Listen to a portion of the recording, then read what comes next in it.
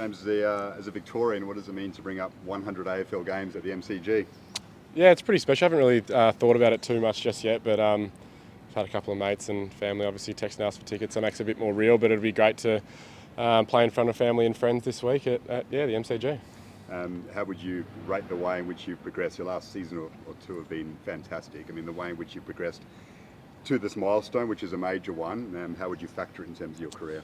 Obviously something I'm very proud of to get to 100 games, but something I pride myself on is just being as consistent as possible and playing my role for the team each week, and that's something that Horse and the coaches and players value highly. So if I can do that each week, and something I will continue to do is what I value most.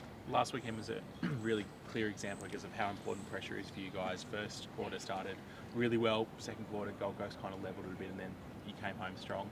Do you really see yourself as being able to help set the tone when it comes to pressure around the ball? Yeah, I think so. I think, as I said, that's kind of my role in the team, and if I don't bring that, it can lack a bit. As we saw in that second quarter, if everyone's off, it can make a big difference to how we score. And I guess I pride myself on bringing that pressure and intensity around the ball. And if that's what I can do to help the team, then I want to continue to do it. What was kind of said at half time to help lift that back up? Because there was a noticeable shift from first quarter, second quarter, but then also back second quarter, third quarter. It's just something we focus on in our scramble.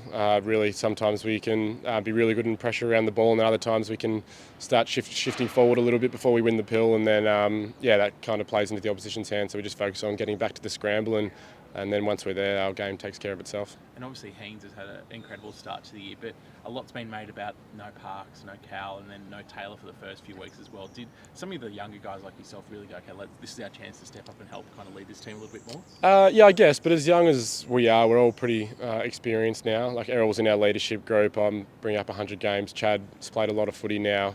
And then even across the ground, like Lizard and Juzzy, they've all played a fair chunk of footy, and we've all played it together. So we don't really use youth as an excuse, I guess, now. We've all played enough footy to know what's going on and how to go about each situation.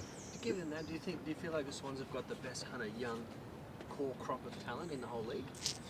I don't know. That's more for speculation, I guess. We don't really talk too much about talent like once you're in the team. It's more about how we can play your role and play the system, and we know that our team system and roles win games of footy rather than talent. So, but as I said, it's very exciting to have that sort of age demographic with the amount of footy we've played together.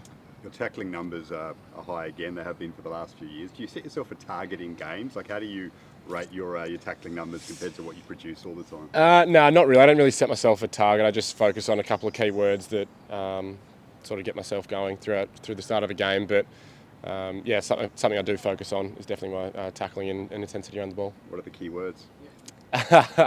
My 3 words are power, bodywork and communication, and then that kind of flows into the rest of my game if I can tick those off. Are there any games where you, I don't know, maybe halfway through and you're going, wow, I've actually laid a fair few today. I'm doing my job here. No, as funny as it sounds, the more you kind of lay and the more involved you are, is probably the less you start thinking about how many you've actually been involved in. I think it's a trend across our team. The more you start thinking about your statistics and your personal sort of trend of the game, is the less beneficial you are to the team. In that sense, though, like forwards will look at the goals statistic naturally. Do you look at the tackles numbers and goes, all right, I should be up the top here? That's sort of my Coleman medal, if you like. Definitely post game. That's something you want to pride yourself on. But as I said, statistics aren't something that we focus on as a group. It's more the KPIs we focus on as a team, and those, if we can tick those off, we generally win. Obviously, you overtook Kirky's record for most tackles in a season by Swan last year. Is it something you've worked with him? Obviously, he's around the club so much that you can kind of bounce off him that physicality and how you can bring it to the game in the best ways you can bring it to the game? I think it's something that the team just strives to achieve in general. Obviously, Kirky's great around the club and really has driven that sort of Bloods culture since I've been here. But the likes of Luke Parker, Dane Rampy, Josh Kennedy, when he was here the last 5 or 6 years as well, has been really instrumental in that area. And I think it's just something the team really prides themselves on. So I think it's just a team general sort of aspect. Another crowd of 35,000 plus here last weekend, sort of turning out in record droves here, the Swans numbers. It must be a nice extra boost, and especially to go 3-0 here to start the season. Yeah, it is nice. I don't think we won as many games last year as we would have liked us. So to start the season off here 3-0 and have the faithful showing up is a really nice feeling and something we want to continue to do for the rest of the year. When you start 5-1, it's probably you don't want to think too far ahead, but do you have your own goals of going, okay, we've got this start, we need to make sure we kind of make the most of it now? Oh, not really, to be honest. You kind of focus, as cliched as it sounds, week on week.